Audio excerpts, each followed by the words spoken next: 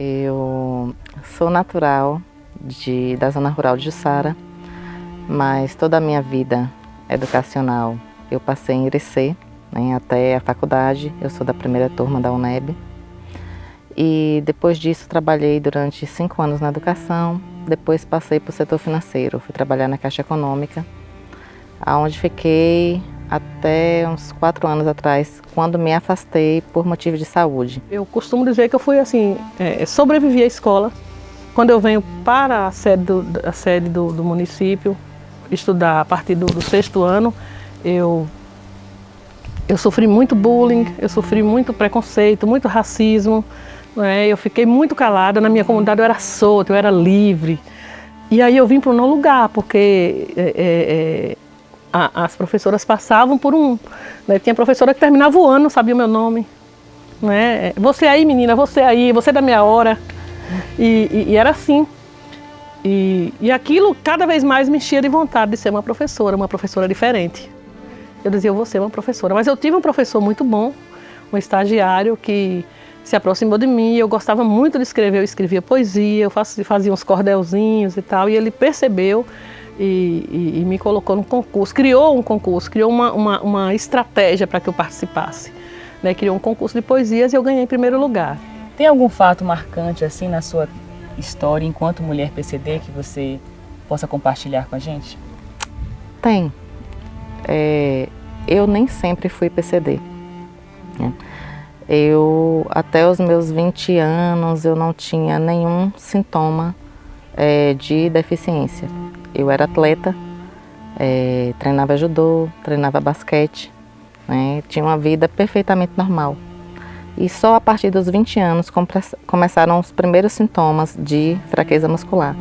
E eu posso me dizer assim que eu me tornei PCD de fato, uma pessoa com deficiência necessitando de auxílio a partir dos 30 anos.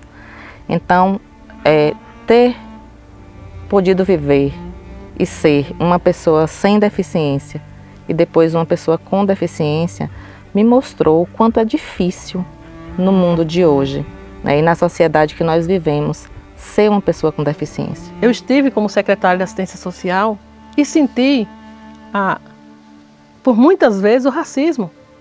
Eu dizia, poxa, eu sou uma secretária. E a mulher comum? Eu senti o machismo. Eu sinto hoje como vereadora. E aí você diz, poxa, eu sou uma mulher pública. Eu estou nesse meio da sociedade, eu discuto, eu estou aqui e sou tratada dessa forma. De forma muitas vezes desvelada, nas entrelinhas, mas você percebe, você sente. Por muitas vezes ali na Secretaria de Assistência Social, às vezes uma pessoa passava direto e procurava uma técnica, alguém que estivesse limpando o chão, mas que não estivesse com a vassoura na mão, que fosse branca, para se dirigir, remetendo à secretária. Eu dizia, opa, sou eu a secretária. Quando eu era criança, eu lembro que minha mãe comprou na rua São Vicente. Na rua São Vicente, um espaço assim, um trecho de rua muito pobre e tinha metade da casa era um depósito, E nesse depósito eu vi que a maioria dos meus colegas da rua não tinha a mesma idade que eu, não sabia ler, E aí eu abri uma escola que funcionava aos sábados. Peguei meu caderno, saí matriculando todos os colegas, uma adolescente se voluntariou para ser professora e fiz, assim, a escola era muito menina, era muita criança, acho que tinha mais de 20 crianças e mais criança querendo entrar. Então esse eu acho que foi o meu primeiro movimento político, Hoje nós somos 2 vereadoras de suplência. Eu assumo isso como sou vereadora, estou vereadora, mas não gostaria de ser vereadora de suplência. Não é um lugar confortável, não acho que seja. A gente assume, é um direito nosso. Quando eu assumi a Secretaria de Assistência Social, as pessoas diziam, você vai? Vou, porque eu tive 525 votos. Isso aqui não é, ninguém está me dando nada de graça. Isso eu conquistei. E eu chego aqui, não chego só.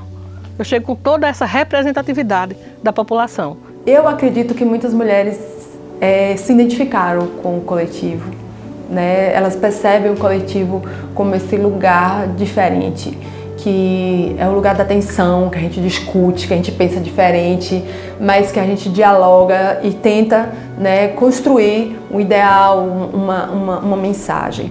E aí fui obrigada a sair dos bastidores da política, né, de sempre ser aquela pessoa que está ali ajudando.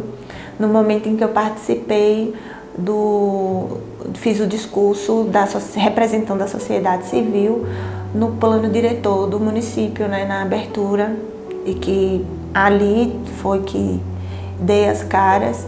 E foi um discurso construído coletivamente com as mulheres, né? Então a gente precisa lembrar que essa luta, que todas essas coisas que vêm para a mulher, existe um movimento de mulheres, um grupo de mulheres que estão de olho, que estão reivindicando, né?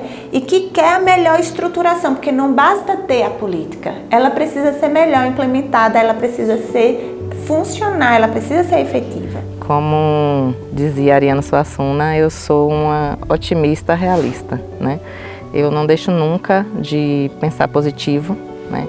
Mesmo sabendo de todas as dificuldades, né? De toda a luta que a gente tem que travar e que certamente, né, continuaremos tendo algumas derrotas, mas assim, mirar num mundo mais justo, num mundo mais igualitário, num mundo mais empático e principalmente num mundo mais acessível, e eu diria assim, no nosso mundo aqui, na nossa região, mais acessível, é a minha meta, sempre. E nós só vamos conseguir esses direitos quando a gente dizer basta, chega, né?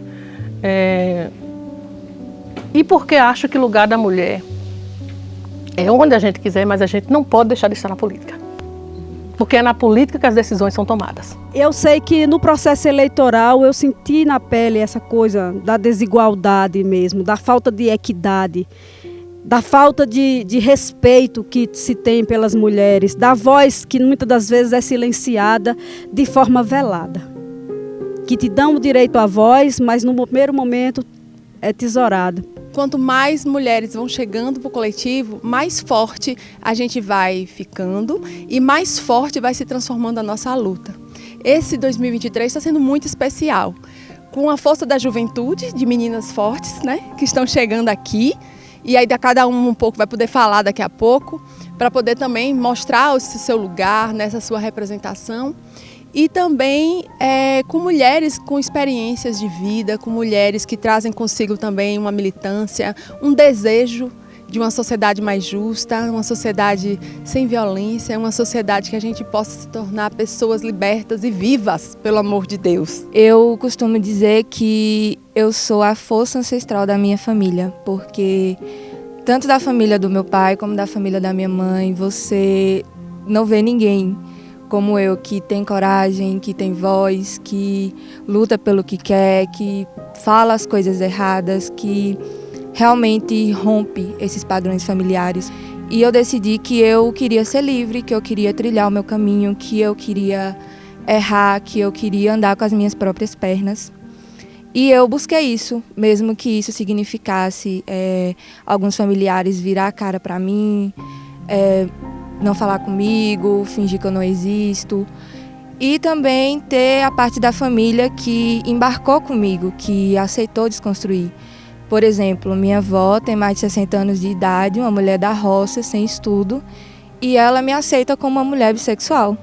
Ela me aceita na casa dela com a minha namorada, e para mim isso é muito lindo, isso é muito gratificante, porque quando eu me assumi bissexual eu achei que isso nunca ia acontecer. Outro dia, Clarissa disse uma frase que me deixou com isso no juízo, né? Que é importante a gente amar o machista e não o machismo. Mas tem machista que não dá para amar. Durante muito tempo eu não amei meu pai. E durante muito tempo foi muito difícil pedir perdão, sabe?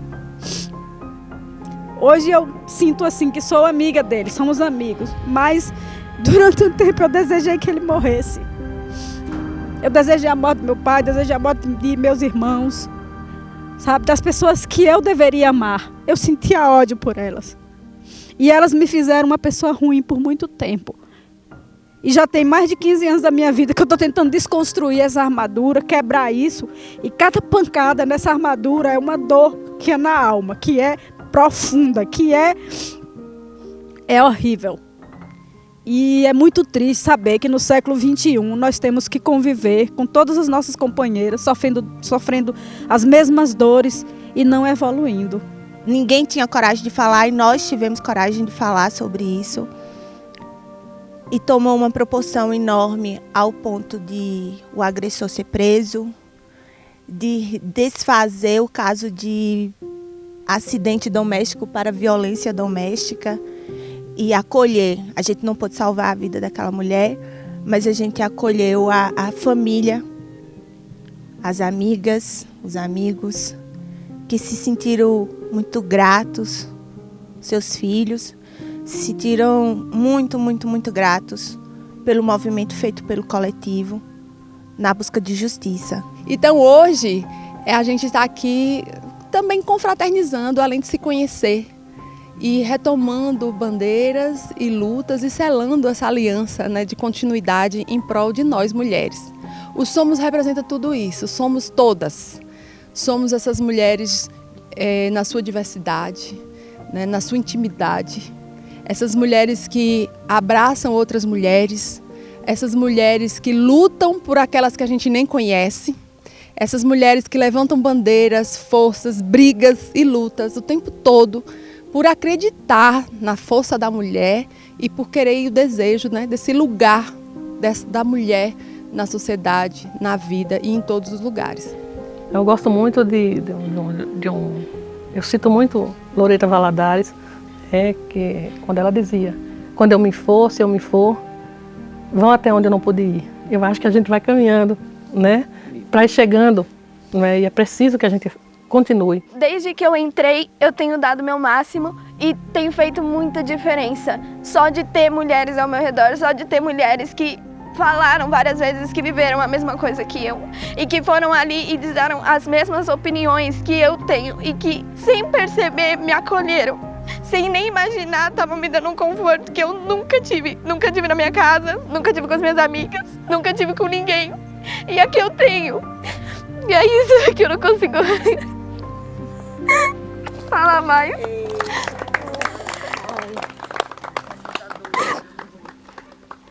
É de saber que tem pessoas com quem você pode contar, que vão te compreender, que antes de julgar vai poder estar do seu lado e lhe apoiar, lhe acolher. E além disso que também são outras mulheres. Somos mulheres sem medo de ser felizes.